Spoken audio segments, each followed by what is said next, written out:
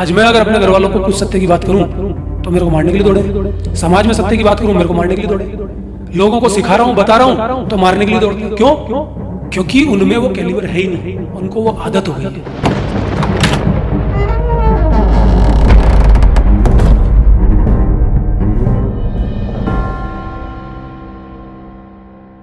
आपने देखा है पहले के टाइम में राजा महाराजा होते थे तो राजा को सल्टाने वाले लोग होते थे उसके इर्द गिर्द ही। राजा को वो तो बाद में सल्टाता था, जो दूसरी सल्तनत का राजा होता था वो तो युद्ध करेगा, जीतेगा तभी तो सल्टाएगा, लेकिन उसको सल्टाने वाले उसी के साथी होते थे। वाह वाह महाराज क्या लग रहे हो, क्या चीज़ हो आप जैसा तो कोई नहीं है, आप तो जीत जाओगे। अरे आपके पास कोई कमी है क्या आदमियों की? अरे भाई युद्ध होने वाला है। अरे आपसे ज़्यादा ताकत तो है नहीं किसी में, आप तो अकेले पूरी सेना को मार लो, आपसे बढ़िया शरीर ही नहीं है। तो ऐसी बातें जब उसको बता दी जाती हैं उसके मन में पैदा हो जाती है गलतफहमियां। तो ऐसा राजा युद्ध हारेगा कि नहीं हारेगा? ऐसा राजा गारंटेड युद्ध हारेगा। अगर उसके इर्द गिर्द वो गड़बड़ लोग नहीं होते तो वो फिर भी जीत जाता, लेकिन ऐसा राजा युद्ध जरूर हारेगा। तो ऐसा ही आज भी होता है।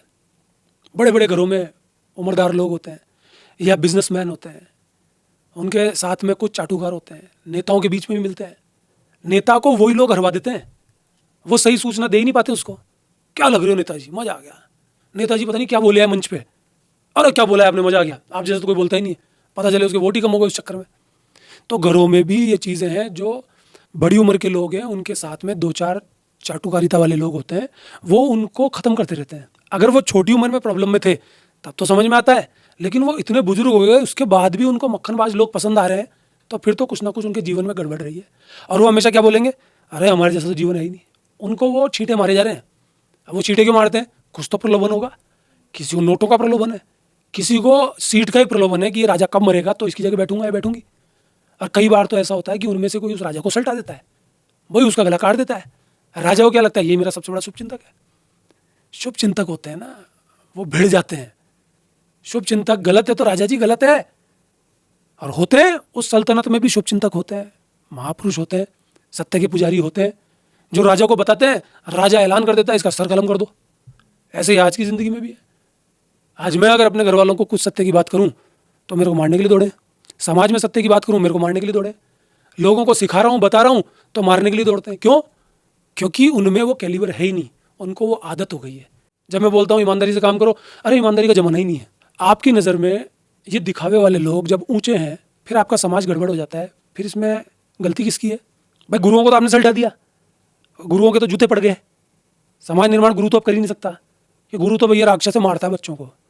गुरु तो कुछ ऊंची आवाज में बोल दे तो मार डालो इसको जान से। गुरु तो लड़की से बात कर ले, इसका मतलब कोई चक्कर ही होगा लड़की से। और सिर्फ गुरु का ही चक्कर होता है, गुरु के रिलेशंस होते हैं, बाकी जो पूरी दुनिया है ना उसमें होते ही नहीं किसी के। मैं दावा कर रहा हूँ आपको, आप अपनी ज़िंदगी में 10-15 लड़कियाँ छाटिए अलग अलग जगह से, और उन लड़कियों से पूछिए, थोड़ी उम्र उनकी ज़्यादा होनी चाहिए, कि बचपन में किसी भी फैमिली मेम्बर ने आपके साथ कुछ किया या करने की कोशिश की। आपको अपना पता चल जाएगा उसमें से कितनी निकलेंगी। तो इन सब चीज़ों पे गौर करना पड़ेगा, इन सब चीज़ों को सही कैसे करते हैं वो देखना पड़ेगा। और जो ये मक्खनबाज लोग होते हैं, अगर वाकई में तगड़ा व्यक्ति है, अगर उसमें कोई टैलेंट है, अगर उसमें कुछ हुनर है, तो इन मक्खनबाज लोगों को दूर रखना पड़ेगा, जो सिर्फ अपनी सीट बचाने के लिए या आर्थिक फ़ायदों के चक्कर में उसको बढ़िया ठंडे ठंडे छींटे देते रहते हैं, खुद भी बर्बाद होते हैं और उसको भी बर्बाद कर देते हैं।